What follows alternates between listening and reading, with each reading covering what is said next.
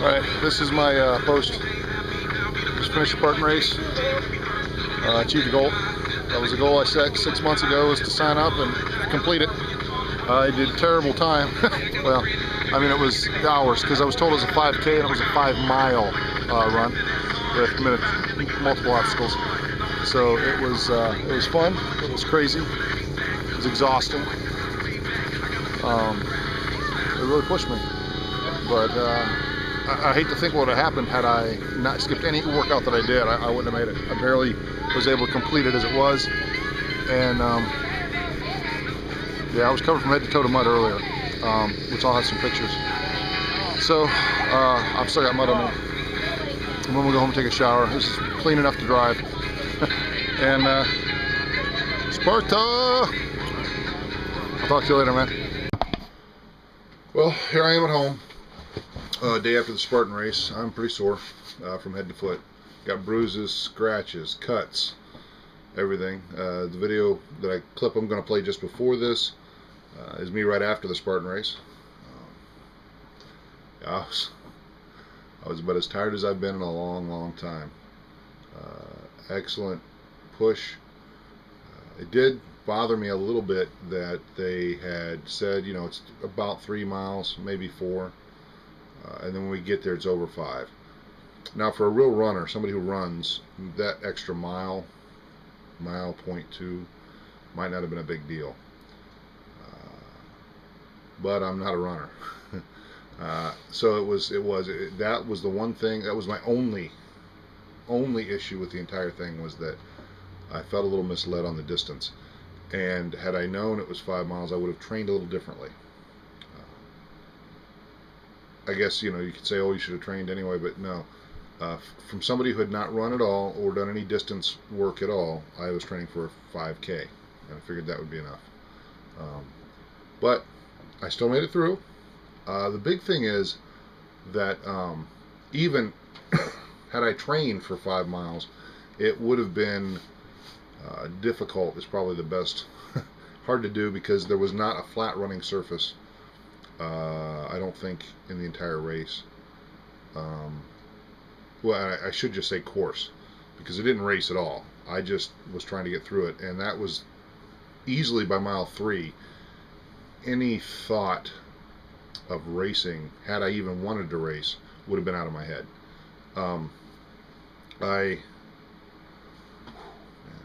Even from the start, you start running up a gentle rise, and within the first 500 yards, you have to go through a waist deep or deeper, depending on how tall or short you are, mud pit.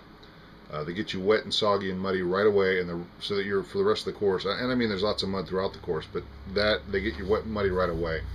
Then they kind of tease you with a few warm-up obstacles, and over like a 3-foot wall, under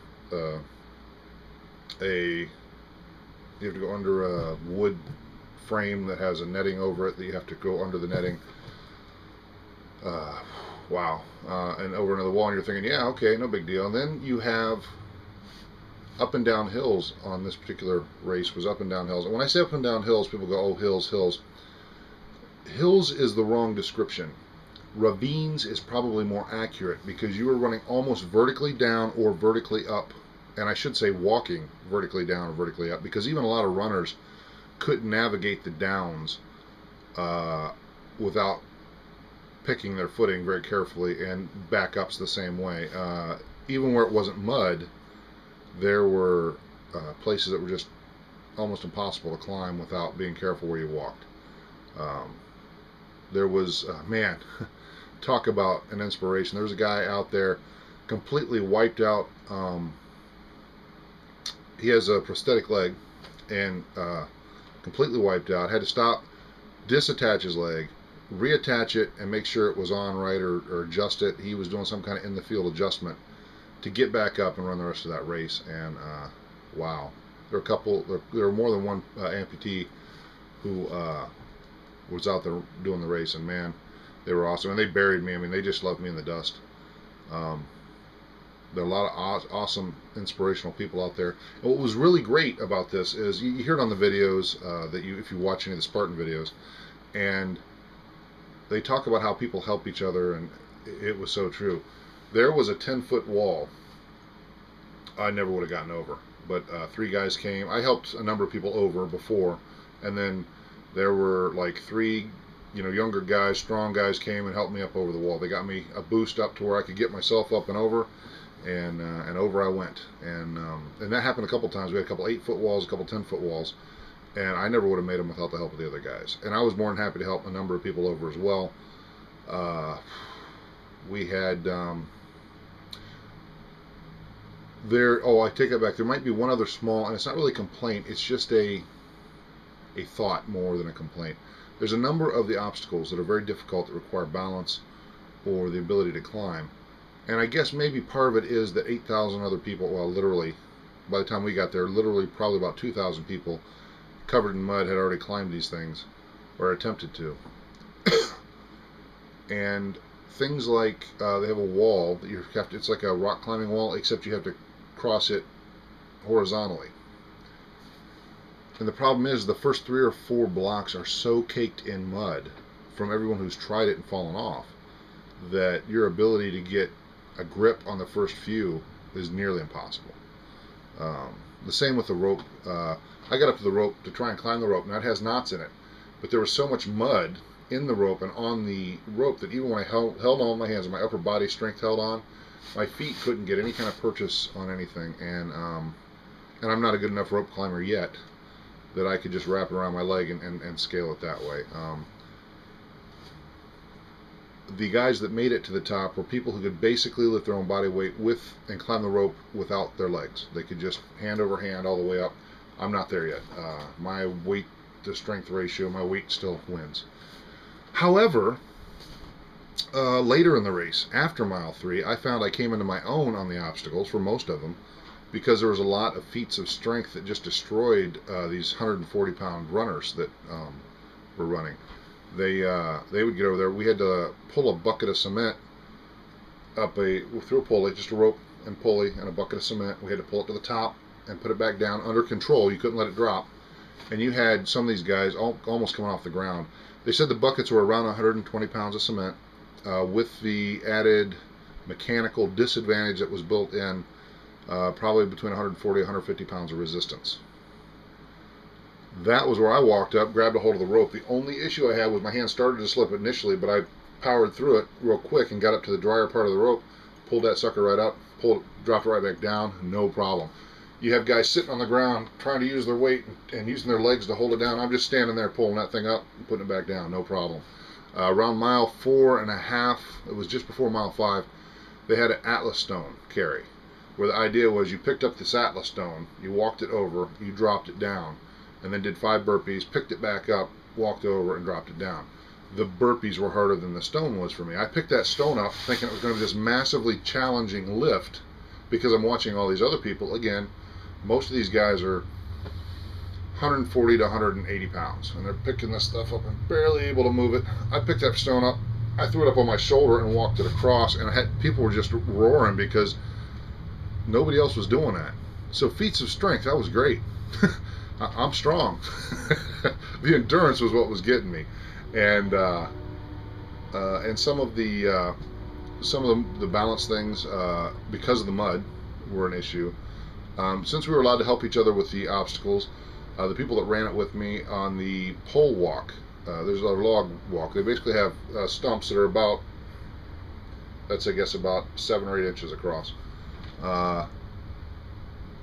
In the ground, and you have to walk on the stumps across, and you're allowed to walk each other across so that they have something to balance on and you can get across. And so we did that for each other, except for the youngest member of our team, which was my nephew, who was able to do it right across. He's 18.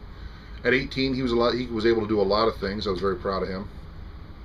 He did a great job. He was just as exhausted and did fewer burpees than me. You do burpees if you miss an obstacle. I had 4 obstacles that I had to do burpees on, other than the 5 burpees that we had to do as part of an obstacle. So I did 125 burpees. Is that right? Yeah, I did 125 burpees, which is good because there was I think there were 14 or 15. There were at least 14 obstacles. I think it was 15 obstacles. So that means that I completed 9 of the obstacles. I take that back. The very last obstacle was an angled wall with a rope, and you climb up it. I got all the way to the top and could not get the transition.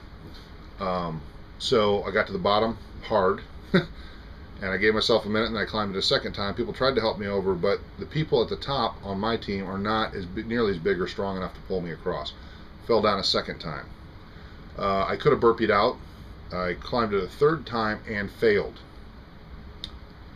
And I had nothing left. I was hanging up there at the top, people trying to push me, people trying to pull me. There was nothing. I couldn't do it.